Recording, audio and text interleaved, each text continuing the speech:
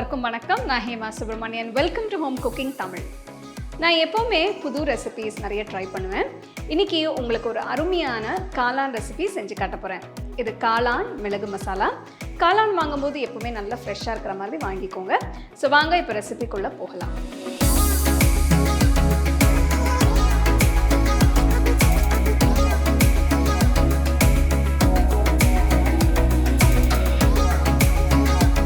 இந்த ரெசிபிக்கு நான் 400 கிராம் காளான் எடுத்திருக்கேன். இதை கழுவி க்ளீன் பண்ணி தண்ணி இல்லாமல் தொடச்சி வச்சுருக்கேன். இதை கொஞ்சம் கனமான ஸ்லைசஸாக நறுக்க போகிறேன். இந்த அளவு கனமாக நறுக்குங்க, ரொம்ப மெலிசாக கட் பண்ண வேண்டாம்.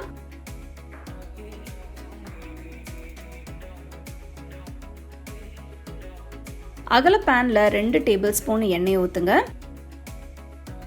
இதோட பட்டை, கிராம்பு, ஏலக்காய், 3 பெரிய வெங்காயம் மெலிசா நறுக்குனது, 2 பச்சை மிளகாய் கீரி போடுங்க. வெங்காயம் பொன்னிறமாகிற வரைக்கும் வதக்குங்க.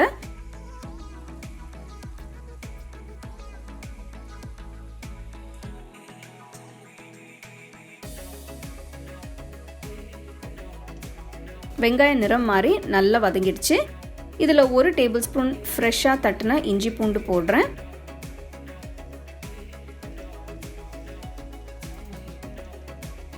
இஞ்சி பூண்டோட பச்சை வாசனை போனதும் இதில் 1 தக்காளி பொடியை நறுக்கி போடுங்க.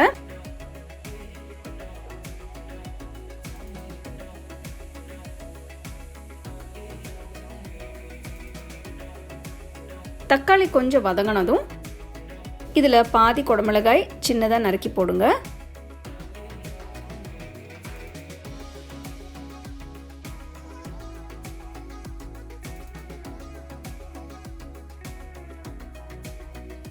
அடுத்து 1 டீஸ்பூன் உப்பு, 1 டீஸ்பூன் சீரகத்தூள், 1 டீஸ்பூன் மிளகுத்தூள் போடுங்க. எல்லாத்தையும் நல்லா மிக்ஸ் பண்ணுங்க.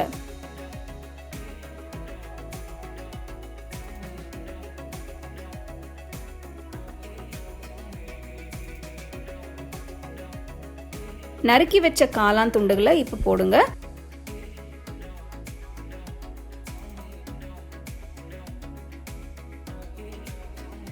காளான் உடைஞ்சிராம மெதுவாக கிண்டுங்க.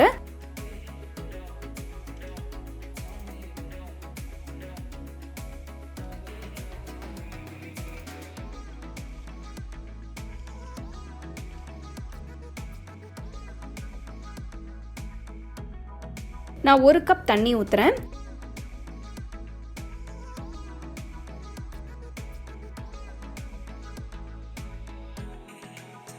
அடுப்பு மீடியம் ஃப்ளேமுக்கு மாற்றி பேனை மூடி 10 நிமிஷத்துக்கு வேக விடுங்க.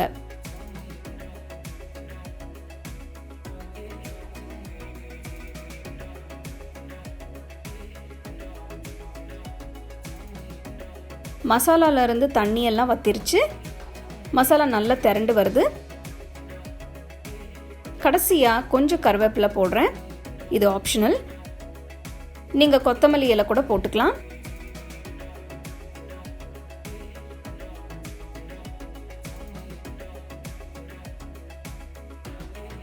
காளான் மிளகு மசாலா இப்போ ரெடி. இதை சூடாக சர்வ் பண்ணுங்க.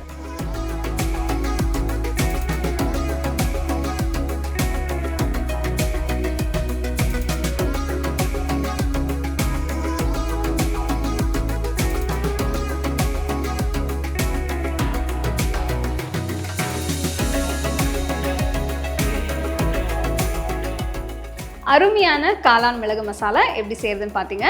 இது நீங்கள் ரசம் சாம்பாருக்கெல்லாம் தொட்டு சாப்பிடலாம். சப்பாத்திக்கும் ரொம்ப நல்லாயிருக்கும். உங்களுக்கு காரம் தூக்கலாம் வேணும்னா கொஞ்சம் மிளகு ஜாஸ்தி போட்டுக்கோங்க. ஸோ கண்டிப்பாக இந்த ரெசிபி நீங்கள் ட்ரை பண்ணி ரசித்து ருசித்து சாப்பிடுங்க.